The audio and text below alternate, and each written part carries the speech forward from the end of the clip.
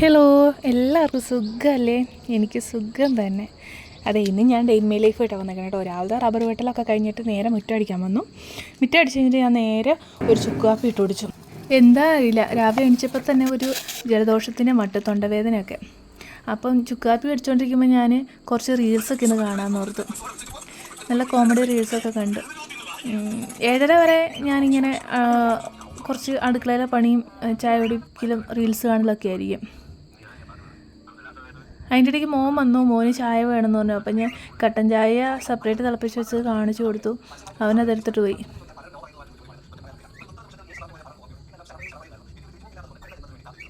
നിങ്ങളും ഇതുപോലൊക്കെ ആയിരിക്കുമല്ലേ? രാവിലെ ഒരു ഗ്യാപ്പ് കിട്ടിയ ഫോൺ എടുത്ത് നോക്കാത്തവരാരും തന്നെ ഉണ്ടാവില്ല.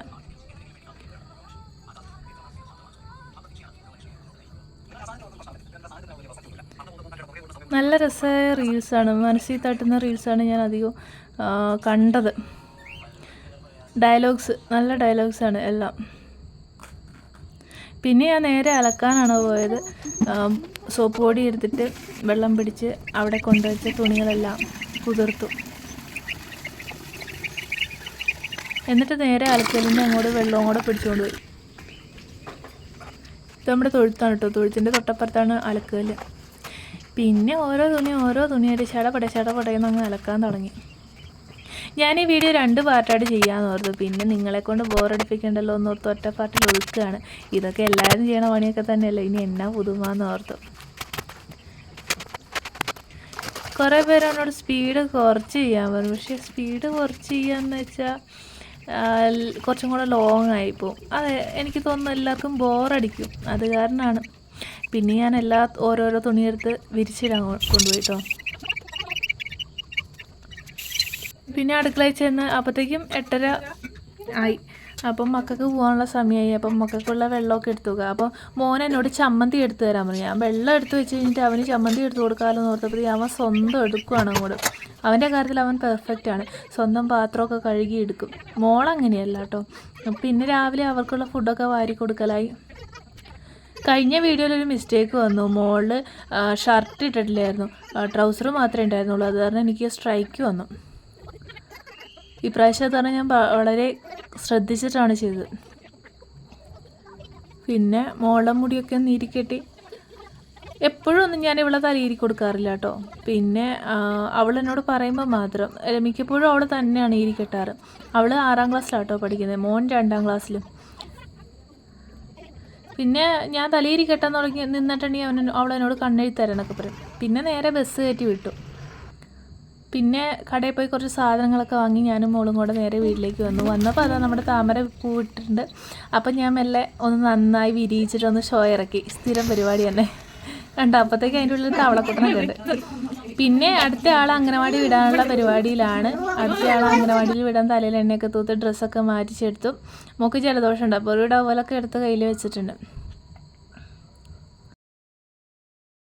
പിന്നെ ഞാൻ ജസ്റ്റ് ഒന്ന് മേക്കപ്പൊക്കെ ചെയ്ത് കണ്ണെഴുതി പൊട്ടോട്ട് ഞാൻ വീട്ടിലിരിക്കുമ്പോഴിങ്ങനെയാണ് കേട്ടോ.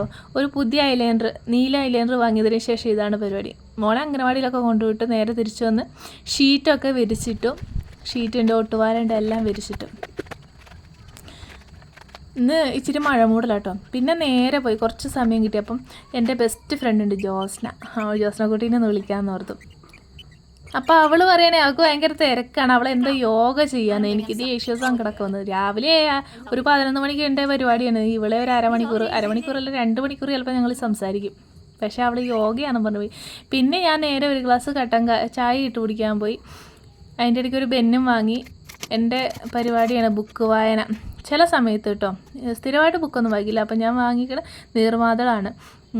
അത് ഒരു ഗ്യാപ്പ് കിട്ടിയപ്പോൾ ഒരു ശകലം വായിച്ച് തീർക്കാമെന്ന് ഓർത്തു. ഇരുന്ന് വായിക്കാനുള്ള സമയമില്ല.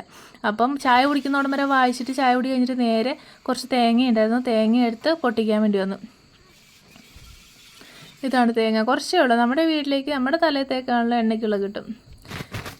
പിന്നെ കോടാലി എടുത്ത് ചകാന്നങ്ങ് പൊട്ടിച്ചിട്ടും.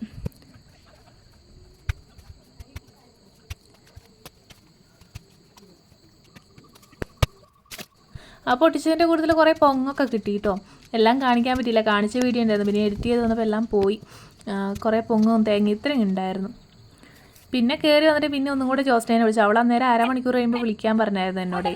അപ്പോഴത്തേക്ക് അവൾ ഫ്രീ ആവുള്ളൂ. അപ്പോൾ അങ്ങനെ വിളിച്ചതാണ്.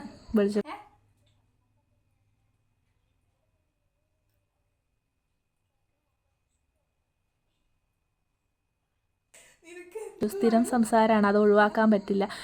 എന്താ പറയുക, ഗുളിക കഴിക്കുമ്പോഴാണ്, കഴിച്ചില്ലേ ശരിയാവില്ല. പിന്നെ നേരെ വെച്ച് പിടിച്ച് തോട്ടത്തിലേക്ക്. എന്തിനാ നമ്മുടെ റബ്ബർ പാലെടുക്കുക, സ്ഥിരം പരിപാടി. നേരെ തോട്ടത്തിൽ പോവുക, റബ്ബർ പാലെടുക്കുക. പിന്നെ കയറി വന്നു, ഒഴിച്ചു. ആരൊക്കെയോ എന്നോട് പറഞ്ഞു ഒഴിക്കുന്ന ഷീറ്റ് അടിക്കുന്ന വീഡിയോ ഒക്കെ സെപ്പറേറ്റ് ലോങ് വീഡിയോ ആയിട്ട് ചെയ്യാം കേട്ടോ, ഞാൻ മറന്നിട്ടില്ല. പിന്നെ കയറി വന്ന് പിന്നെ ഒരു ഗ്ലാസ് ചായ കുടിച്ചു. ചായ കുടിക്കുന്നതിൻ്റെ ഇടയ്ക്കൊന്ന് ബുക്കൊക്കെ മറിച്ച് നോക്കി. ഓരോ പേജ് തീർക്കുക, അതിൻ്റെ കഥയൊക്കെ അറിയാമെന്നൊക്കെ ഓർത്ത്. പിന്നെ നേരെ തൊഴുത്തിലേക്ക് പോയി. പിന്നെ തൊഴുത്തിൽ നിന്ന് കയറി വന്നപ്പോൾ ആകെ ചാണകമൊക്കെ ആയി. ഇപ്പം നേരെ കുളിക്കാൻ വേണ്ടി പോയി. ആരൊക്കെയാണ് പറഞ്ഞു നീ കുളിക്കലില്ലേന്ന് തമാശയായിട്ട് ചോദിച്ചാൽ. സോറി കേട്ടോ, എനിക്കറിയാം. അപ്പോൾ അതും കൂടെ ഉൾപ്പെടുത്തി. പിന്നെ അപ്പോഴത്തേക്ക് 3:30 അപ്പം ഞാൻ മെല്ലെ മോളെ കൂട്ടാൻ വേണ്ടി പോവുകയാണ്. അംഗനവാടി 3:30 ആകുമ്പോൾ കഴിയില്ലേ, അപ്പം വേഗം കൂട്ടാൻ വേണ്ടി പോവുകയാണ്. മോളെ കൂട്ടിക്കൊണ്ട് വന്നതിന് ശേഷം അവളും ഞാനും കൂടെ അവിടെയുള്ള ഷീറ്റും കാപ്പിക്കുരു ഉണങ്ങാനിട്ടതൊക്കെ വാരിക്കൂട്ടി എടുത്ത് വെക്കുകയാണ് കേട്ടോ. പിന്നെ അപ്പോഴത്തേക്കും സമയം പോയി. നേരെ ഷീറ്റ് അടിക്കാൻ വേണ്ടി പോയി. അപ്പോഴത്തേക്കും മൂത്ത പിള്ളേരൊക്കെ വന്നു കേട്ടോ, മോനും മോളും വന്നു. അവരും കൂടെ വന്ന് എന്നെ ഹെൽപ്പ് ചെയ്യാണ്.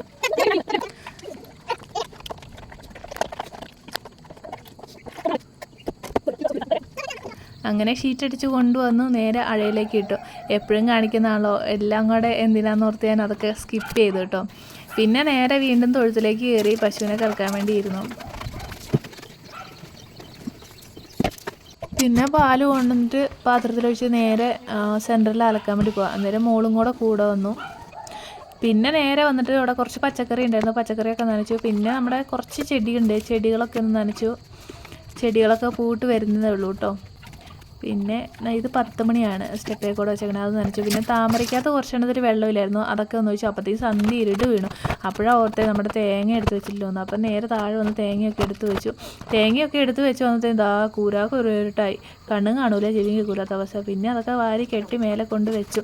എന്നിട്ട് അകത്ത് കയറി പോകുന്ന നേരത്തെ ഓർത്ത് അയ്യോ കത്തി വെച്ചില്ലോ എന്ന്. പിന്നെ നേരെ ഇരുന്ന് കത്തി അങ്ങ് തേക്കാൻ തുടങ്ങി. കത്തി തേയല്ല. നേരം വിളിക്കുമ്പോഴേ ഓർക്കാതെ പിന്നെ രാവിലത്തെ സമയം പോകും. പിന്നെ അകത്ത് കയറി ഒന്ന് ജസ്റ്റ് കയ്യുമൊക്കെ ഒന്ന് തുടച്ച് അപ്പോഴത്തേക്ക് ഒന്ന് ജസ്റ്റ് ഒന്ന് വേർത്തു, എന്താ പറയുക. അപ്പോഴത്തേക്ക് 6:30 പിന്നെ നമ്മുടെ നീർമാതളം ഒന്നും കൂടെ ഒന്ന് മറിച്ച് നോക്കി. അപ്പോഴേ എൻ്റെ കുഞ്ഞിപ്പെണ്ണ് വന്ന് എന്നോട് കുസൃതി എത്തും. അപ്പം ഞങ്ങൾ തമ്മിലൊന്ന് ജസ്റ്റ് സ്റ്റണ്ട് കൂടി. അവൾക്ക് അടിച്ചത് വേദന തികഞ്ഞില്ല, ഒന്നും കൂടെ അടിക്കാനെന്നോട് അടിച്ചു നോക്കിട്ടാല് ശക്തിയിലടിച്ചു. അപ്പം ഇങ്ങനെയൊക്കെ ആയിരുന്നു എൻ്റെ ഒരു ദിവസം കഴിഞ്ഞത്. വളരെ രസകരമായ, ഇത്രയും പണിയുണ്ടെങ്കിലുണ്ടല്ലോ നമുക്കൊന്നും ചിന്തിച്ചിരിക്കേണ്ട. എന്താ നല്ലൊരു ഫ്രഷ്നെസ്സാണ്. സത്യം പറഞ്ഞാൽ മൈൻഡിൽ വേറെ ഒരു ചിന്തയും ഇല്ല. പണി. ഏറ്റവും സന്തോഷമായിട്ട് എനിക്ക് തോന്നുന്നു. എനിക്ക് ഇങ്ങനെ പണിയെടുത്തുകൊണ്ടിരിക്കുന്നത് ഭയങ്കര ഇഷ്ടമുള്ള കാര്യമാണ്. പിന്നെ എന്താ പറയുക, ഇങ്ങനെ പണിയെടുക്കുന്നതുകൊണ്ട് വേറൊരു ആവശ്യമില്ലാത്ത ചിന്ത ഒന്നുമില്ല. അപ്പോൾ എല്ലാവർക്കും tata bye bye, see you, പിന്നെ കാണാം.